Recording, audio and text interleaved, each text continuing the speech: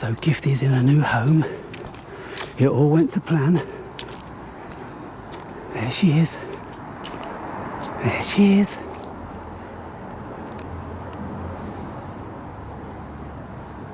There's my little girl.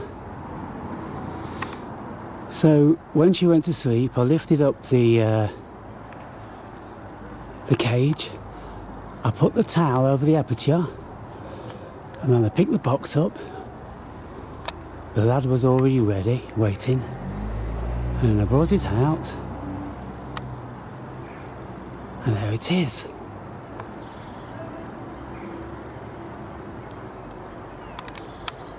What do you reckon? Sweet pea? Hey!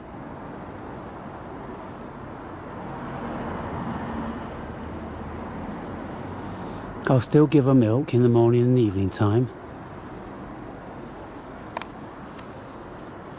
And of course, here she is. There she goes. What's she doing? Hey! What's she doing up there? If you go a little further up there, you'll meet one of Providence's kids. She'll probably kick your ass. But that's just how it is now.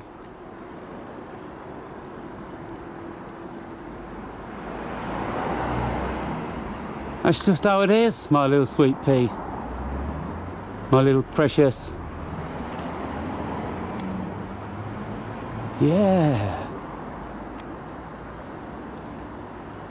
Well, ladies and gentlemen, I think it's been about 2.5 weeks. And she looks like she's reasonably comfortable there. And a nice wash.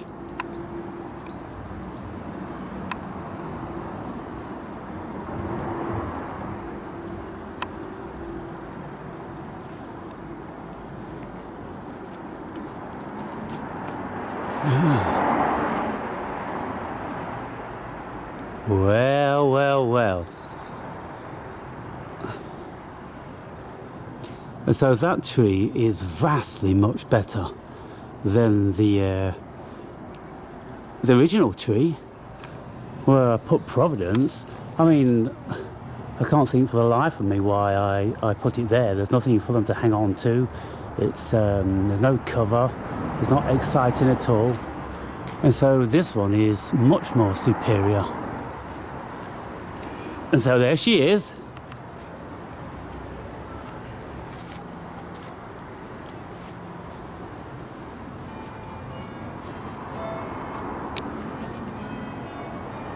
Well, I'm going to be watching you.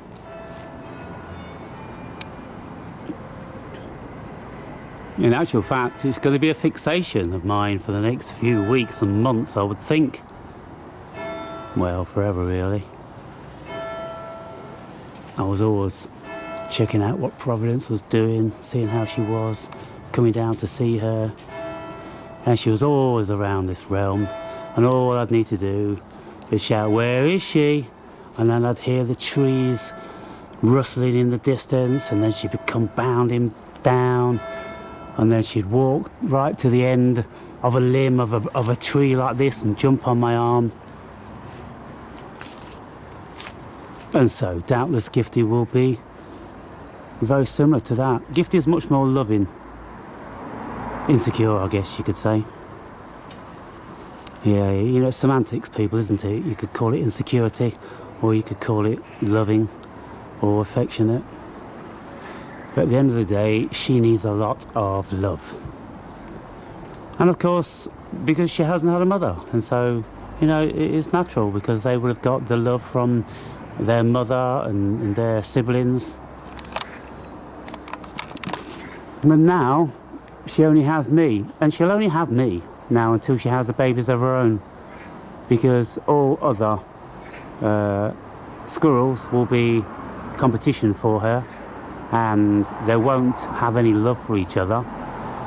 You know, come mating time, then the males, of course, will be interested in her for as long as it takes, but then it's back to the the big competitive game as usual.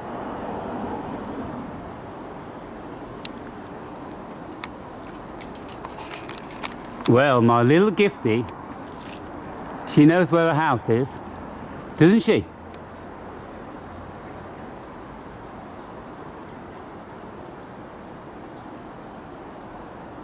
And I don't know what time it is, maybe it's midday or 1 o'clock or something like that.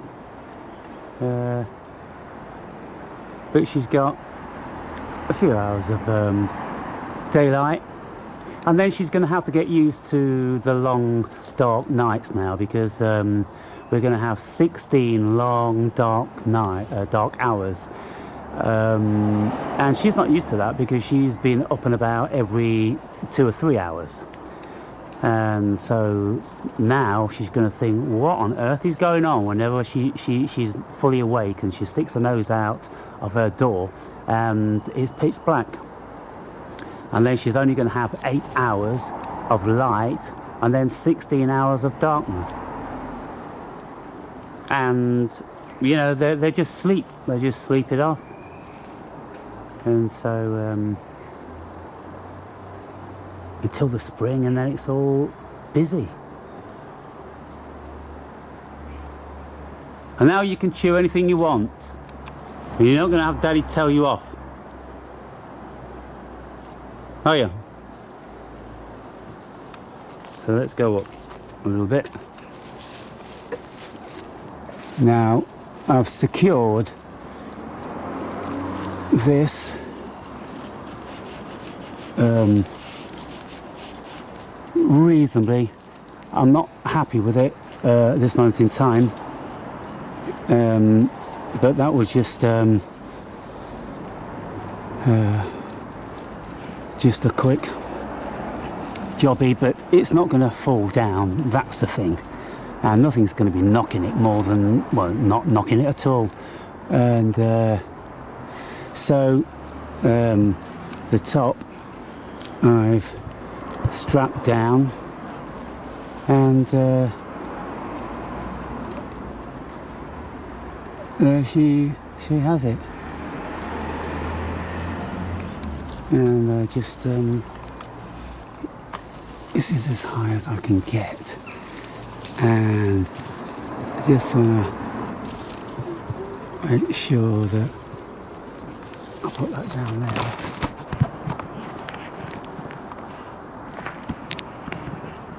Yeah, that's pretty secure. You could do with another strap. What I'll do is I'll get one of these bungee straps and I'll put that around as well. And so, where is she?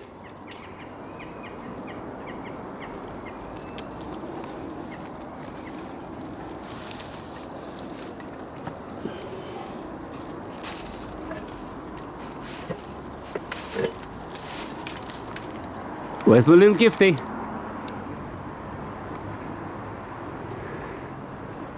Well, before dark I'll be out with a bottle of milk and some nuts, so she can take some nuts in her home, so she's got something to nibble on. And then that's where I'll be watching her from. So I cleared away the branches around there, so I've got direct access. And well, nothing else to film at this moment in time. She's up there. See her up there?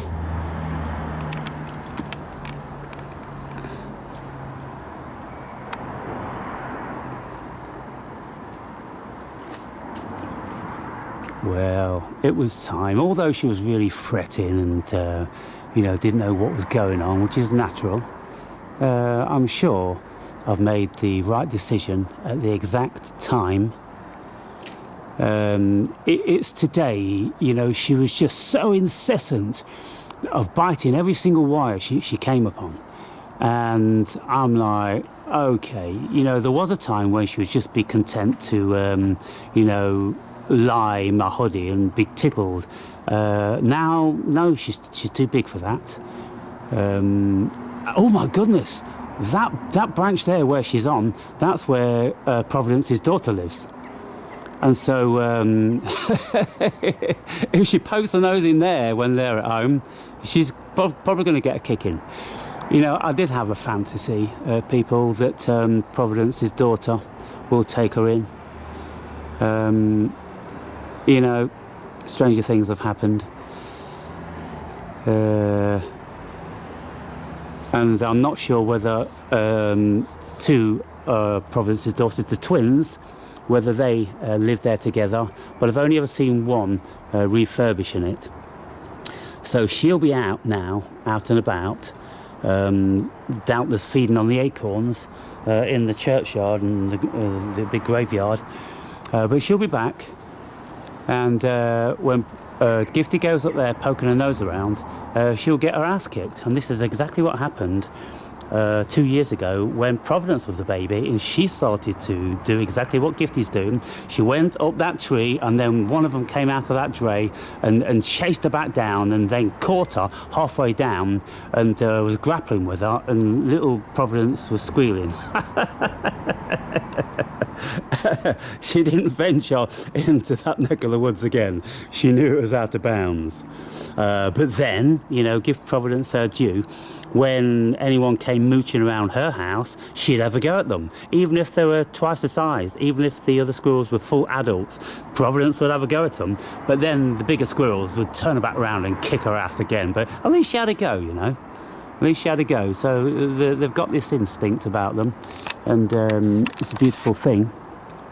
But the wonderful thing about it is that they never draw blood.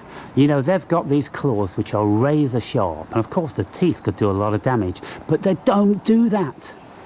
They just chase each other, and I don't know, you know, to what extent they claw, but what I do know is if, you know, when Providence and Gifty, when she's crawling on me, my arms are covered in little cuts.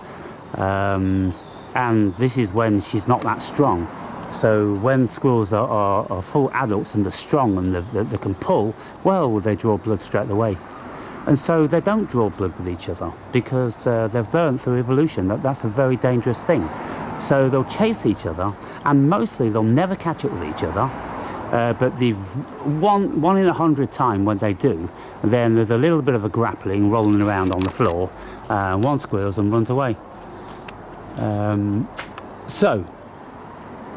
Well, I'm very happy. I'm very, very happy. And I'm happy that it's mild. And, you know, it's the right time of year for her to still forage, you know, some of the buds and shoots and things like that.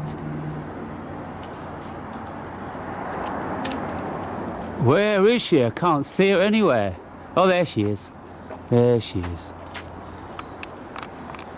There she is. She's going, oh, now.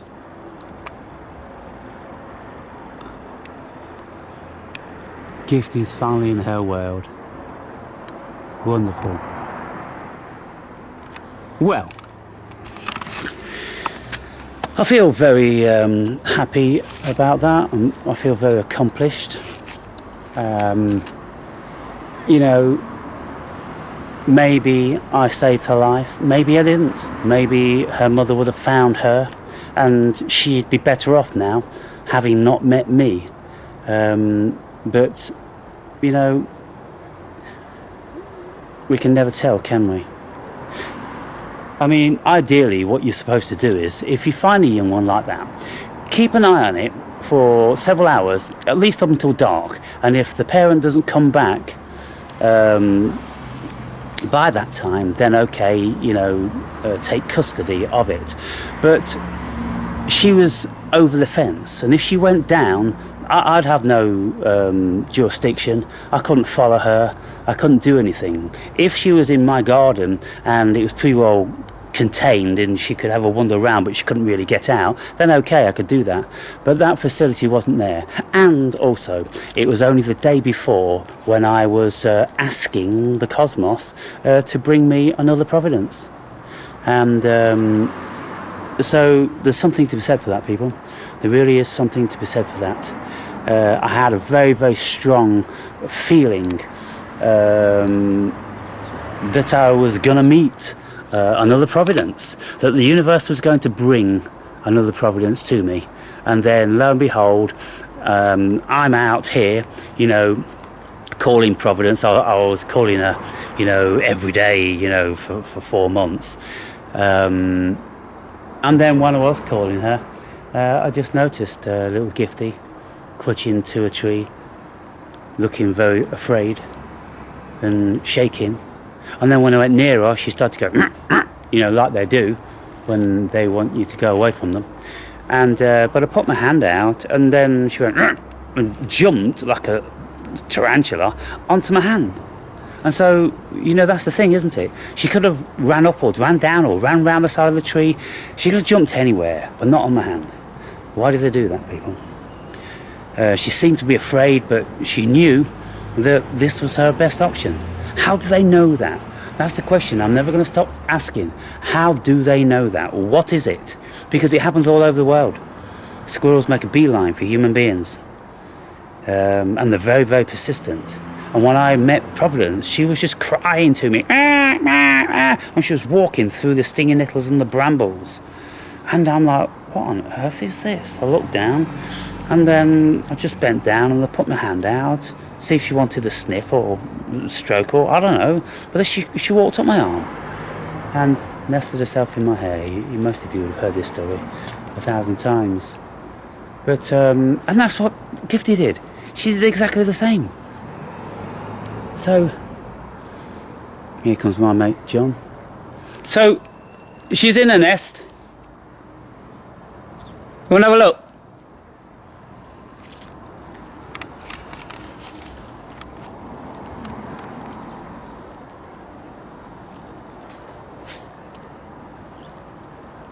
So she's up there having a look around.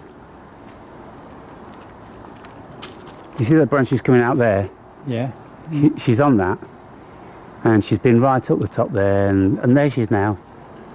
And so I brought her out with a towel over the aperture, so she couldn't try and run out. And then by the time I'd secured it, I took the towel off, and now she's having a good old mooch around. Can you see it, John? Yeah. Yeah. And so now she can bite anything she wants. She was biting all my wires to the computer and everything. Is she? Yeah. She made sawdust of my books because she nested in the bookshelf. And so she was just constantly chewing. She chewed about a dozen books, you know, really quite severely. And of course, she's just too big. There she is, up there. She's a big girl. Now, just up there, John, a couple of feet up from where she is, that's where one of Providence's daughters lives. So she's got her as a neighbour. Let's hope she goes in a box. Well, I don't have any doubt that she will, because she knows it's hers now. And, you know, she'll be tired in an hour because she's still young. And she'll go back in. She knows exactly where it is. Hey! She is a big girl. So I've had her about 2.5 weeks now. Yeah. And so she's slowly weaning off milk. She still does like milk, but she doesn't need it because she's on solids. So I'll still offer the milk to her morning and night time. And the solids, of course, I'll continue to feed her all through the winter time on the solids until she finds her feet. But I'm sure she's going to be much happier now, rather than just running around my little apartment being told off all the things she can't do. You've got to drop it a decent height, haven't you? Yeah, yeah. So it's out of the way of fox ears, and it doesn't need to be any higher. And so when Den takes this ladder back tonight or tomorrow morning, I can use one of the large wheelie bins to stand on that. But I think what I'm going to do is I'm going to try to acquire a second-hand ladder. Look on eBay or something like that, because I want the facility to have a look in, and in the springtime, or well, I think in 1 year's time actually she'll have babies, but I've made the top detachable so I can take it off and look in. Should be alright. Yeah. Not quite so open there either, is it? Well, but that tree was all open. Well, it was barren, wasn't it? And so I was just saying, I can't think for the life of me why I put it there initially. It was all wrong, because this is vastly more better, because she's got cover, she's got something to hang on to and more interesting. Yeah, it was all wrong on there. But, I've learnt a lot in this past 2 years now about squirrels. And so, when the owner of that dray comes back later on and finds Gifty mooching around, she'll get her ass kicked. The owner won't stand for it. And so Gifty will have to work out, the parameters. And it's not that friendly out there. The only time she's going to have some friends is when she has babies in a year's time. Which is kind of sad, because she's got no brothers and sisters to grow up with, Because they stay together, for about a whole year. Yeah, I bet they do. Yeah, playing with each other, and they sleep together throughout the whole of the winter, for the warmth and that not. And then they make their own way with their own breeding when they're 1 year old.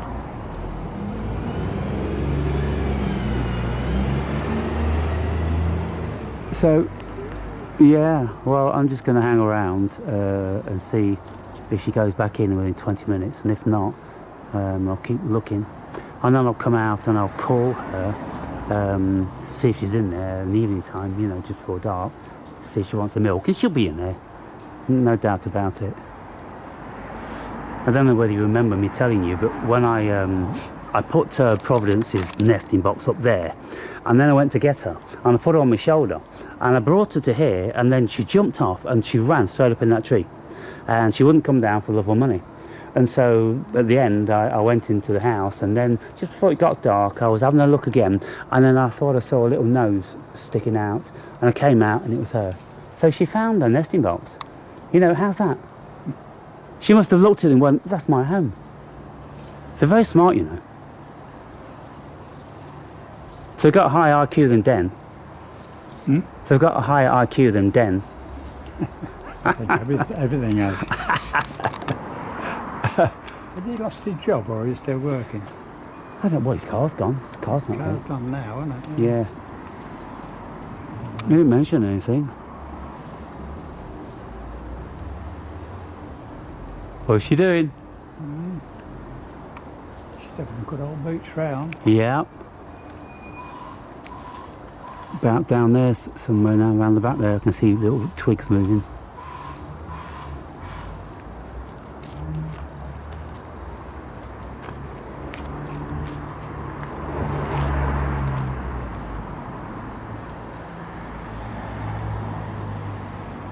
Super duper. Eh? Super duper. Mission accomplished. I had to, when I made the home a couple of days ago, and I put it next to the bookcase, she wouldn't go near it. And if I tried to pick her up and put her on it, she'd be all claws and clinging onto me. She just didn't want to go near it.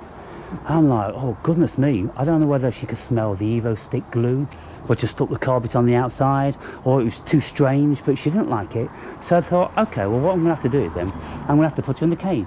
So I've got this big cage, it's like 4 feet by 2 feet, and I put that in the cage, and I put her in the cage. And she ran around for 2 hours, all frustrated and, biting at the cage, until she settled down, and then eventually she went into her home. Because what I did is, I took all the filling from behind the bookcase and put it in there. so she could smell. It's her stuff. And so that's what I did with Providence also. You just gotta, you know, there she is coming down now.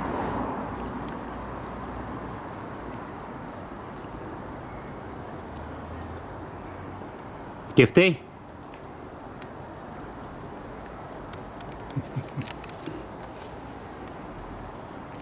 Is she coming back to her house? I think she is. Gifty? You coming down to your house? I'll let you get on. Yeah. See you later, John.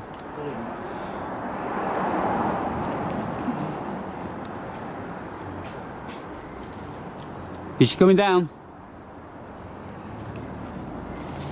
Hey! Well, she's not highly intent on jumping on me today, which of course is a very good thing.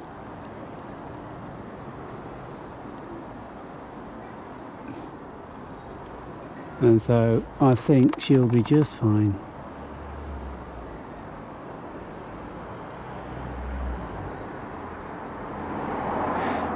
Yeah, so I'm going to go to the hardware store.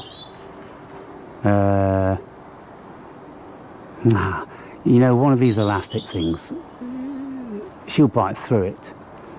So I think all I need really is just to get some rope. I think I've got something that I can tie around just for a double measure. So I'll go and do that and then I'll be back.